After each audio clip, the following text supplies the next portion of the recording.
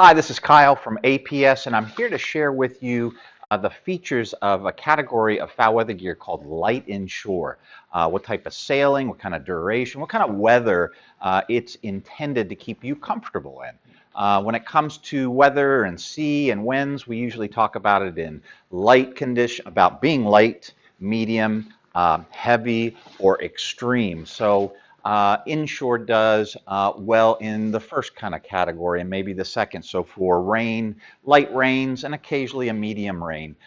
Seas, light seas to occasionally a medium sea.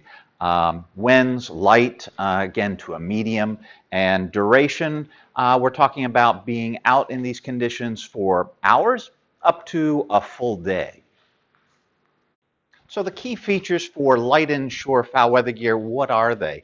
Well, let's start with the material. We're talking about a two-layer material that's waterproof, breathable, completely windproof. Because it's a two-layer laminate, that means on the inside it's going to have a hanging, either a mesh or a taffeta nylon lining. In the trousers, you'll find that those are generally unlined. So starting from the top, just generally speaking about this category, hoods, you're going to find some have hoods, like this one. Some are removable, some just stow in the collar, and some don't have hoods, more of a shore jacket. Your adjustments on these hoods are going to be just generally simple pulls on the side. They generally are not fluorescent. They match the rest of the jacket. Collars are on the short side, generally below the ears. The cut is, there's a bit of extra material in here so that you can layer underneath, but it's not full cut like a coastal or an offshore jacket would be. When it comes to the cuffs, we're talking about simple, Velcro adjustable, external only cuffs, no adjustments or cuffs on the inside like you'd find in coastal or offshore. And then front entry zippers, we're looking at a single slider, and most will not have a storm flap. They'll have this gutter on the inside to catch any water going through. Some will have a flap to keep water from driving through the zipper. And trousers. Trousers are waist high, quite comfortable, elastic in the waist, generally going to be reinforced in the seat and knees, but not always. And then adjustments down here at the ankles be a simple Velcro.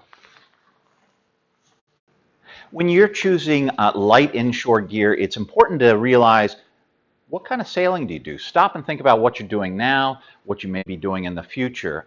So to help you out with this, kind of two scenarios. I'm doing near shore sailing, light inshore sailing, and when poor weather comes, I'm going a short distance. I'm not going to turn around and run from the storm. I'm going to probably push on in light seas, light rain, and try and get to my destination. So I need something to get me through that. I'm going to need a hood. I want to have as much protection within this class as possible. Or the other one is, hey, I'm doing some near-shore sailing, and when it's storms coming or it starts to rain, I turn around and I head in. I'm not going to spend much time out there. And when I'm on shore and I'm running around town, going to the grocery and it's raining, I want a nice, comfortable, waterproof jacket to wear. So I'm going to choose maybe a little less protection in a light inshore foul weather gear. So kind of starting with that last scenario, I need a little less protection. I want something a little lighter, more comfortable, a little more town oriented. So this is waterproof, breathable. It's got a low collar. It's comfortable. It's soft. I have no hood on this. I have a simple single slider zipper entry with no storm flap, so that makes it easy in and out. I'm not having to struggle with Velcro trying to open the flap. Again, in this vein, going with nice light inshore. Same kind of thing here. I've got a single entry zipper. I've got water resistant slash pockets here. Here they've added micro fleece where the other one was unlined, so that's a little more comfortable against my skin. And if I was going to stay out in some poor weather for a little while, I'd probably at least want a baseball cap to kind of give myself some protection. So I tend to stay out a little longer when the weather turns. So I move to something like this. Again, I've got water-resistant zippers here. I've got micro fleece that's comfortable against the skin, but now I've got a stowaway hood that I can deploy and cinch down, and I'm going to keep water from going into this jacket so I can be out in the weather a bit longer.